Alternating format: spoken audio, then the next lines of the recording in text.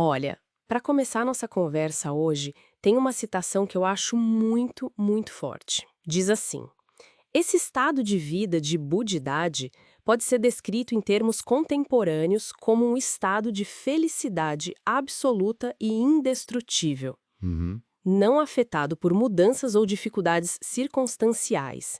Indica a posse de uma força vital vibrante e robusta e sabedoria abundante para desafiar e superar todos os sofrimentos. Que profundo, né? Sim, e continua. Atingir a budidade significa solidificar em nossas vidas um espírito de anseio pela felicidade de si e dos outros e continuamente realizar ações construtivas com esse espírito. É um estado de vida, de esperança e realização supremas. Nossa, é uma visão bem elevada do nosso potencial, né?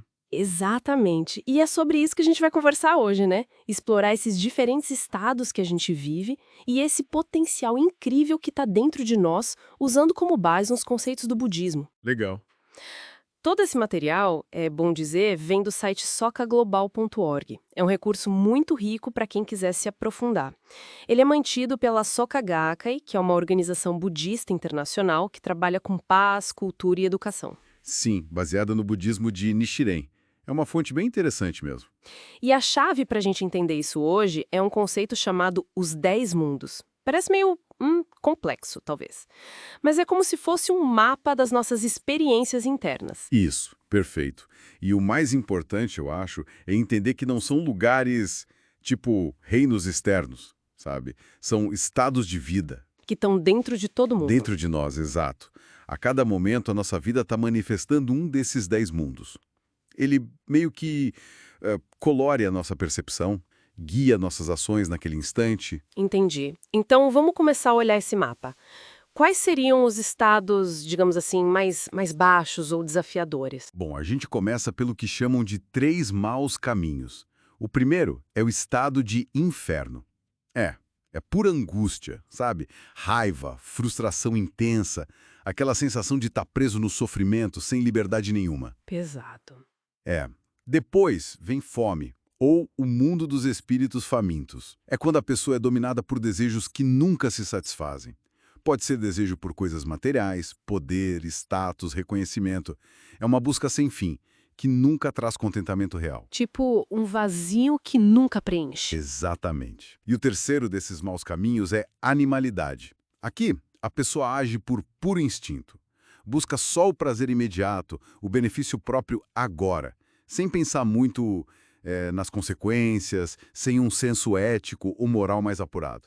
Age como um animal mesmo no sentido de seguir o impulso. Consigo visualizar esses estados em certas situações ou momentos.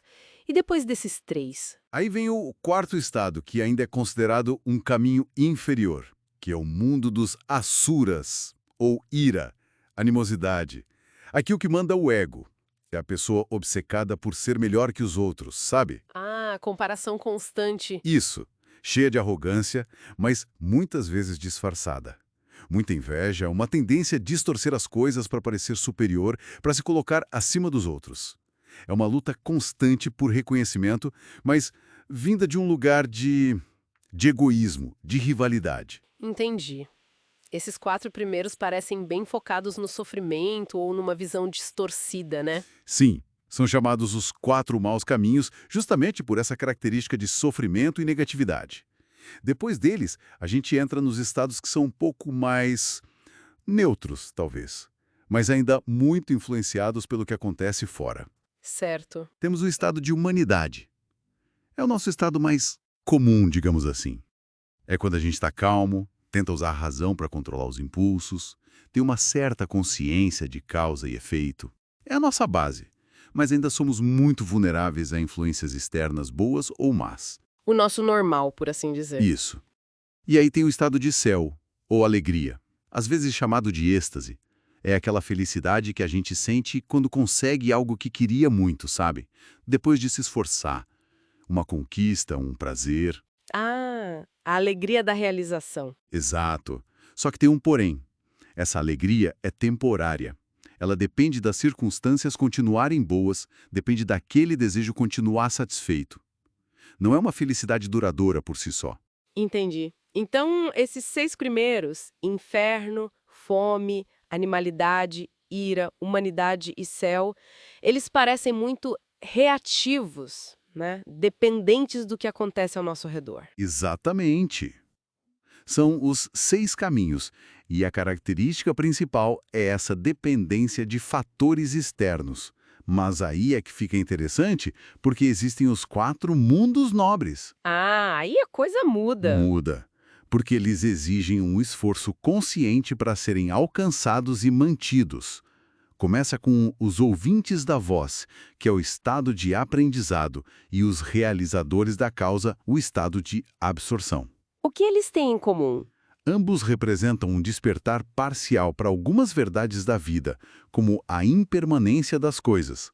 Os primeiros aprendem através dos ensinamentos dos outros. Os segundos, mais pela observação própria, pelo esforço pessoal de entender. São importantes, mas ainda podem ter um foco muito individual, na própria iluminação, sabe? Entendi. E o próximo? O 9º mundo é o de Bodhisattva. Aqui, o foco vira de chave completamente. Não é só buscar a própria iluminação. O Bodhisattva é movido por uma compaixão profunda. Compaixão pelos outros. Sim, Ele aspira à iluminação, mas para poder ajudar todos os outros a também se libertarem do sofrimento. A ação altruísta, o desejo genuíno pela felicidade alheia, é a marca desse estado. É agir para aliviar o sofrimento no mundo. isso me lembra um conceito importante que a gente ouve falar. A possessão mútua dos 10 mundos. O que isso significa na prática? Parece chave aqui. É fundamental. Significa que não importa qual desses 10 estados a gente esteja vivendo no momento, mesmo que sejam mais terrível, como o inferno, todos os outros 9 mundos existem ali, dentro da gente como potencial latente. Ah, então nada é fixo. Nada. Nenhum estado é permanente. A budeidade, o estado mais elevado, também está lá como uma semente, mesmo quando estamos sofrendo. Isso quer dizer que a transformação é sempre possível. A qualquer momento, com esforço, com as causas certas, a gente pode mudar nosso estado de vida. É a base da esperança, né? Faz todo sentido. E isso nos leva direto ao 10º mundo que você mencionou, a budeidade que a gente citou lá no começo. Exatamente. A budeidade é o estado mais nobre, o potencial máximo da vida desperto. A palavra Buda, né, significa o desperto, aquele que acordou para a verdade essencial da vida. E como é esse estado, então? Além daquela primeira citação. É descrito como esse estado de felicidade absoluta e indestrutível que a citação mencionou. Mas também envolve uma força vital imensa, sabedoria profunda para entender a realidade, coragem para enfrentar qualquer desafio e uma compaixão que abrange tudo. É a capacidade de transformar qualquer sofrimento em valor, em crescimento. Temos outra citação de Daisaku Ikeda, lá do sokaglobal.org, que descreve isso de uma forma muito poética, eu diria. Qual seria? Diz assim: é a maior das alegrias. Nascimento, velhice, doença e morte deixam de ser sofrimento, mas parte da alegria de viver. A luz da sabedoria ilumina o universo inteiro, dissipando a escuridão inata da vida. Poderoso. E continua: o espaço vital do Buda se une e funde com o universo. O eu se converte no cosmos. E em um instante, o fluxo vital se estende para abranger tudo que é passado e tudo que é futuro.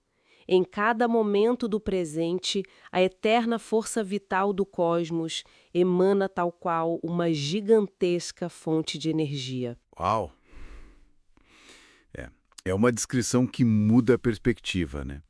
Não é que os problemas da vida, envelhecer, adoecer, morrer, desaparecem, mas a forma de encará-los muda radicalmente. Eles se tornam parte da alegria de viver. Exato. Pela lente da sabedoria da budeidade, eles são vistos como parte do ciclo natural, oportunidades de crescimento. E essa ideia da fusão com o universo, o eu pequeno se expande, se conecta com a energia vital cósmica. É acessar uma força gigantesca, uma clareza que vê o passado e o futuro no aqui e agora.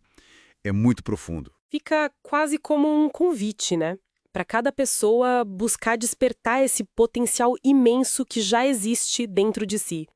Parece que essa é a chave para uma mudança positiva, para si e para o mundo ao redor. Com certeza. Entender esses estados, saber que a gente transita por eles.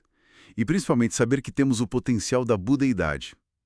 Isso muda tudo. O esforço consciente para manifestar esse estado mais elevado no dia a dia, com compaixão, sabedoria, coragem, isso pode revolucionar nossa experiência. É uma jornada contínua, então. Sem dúvida.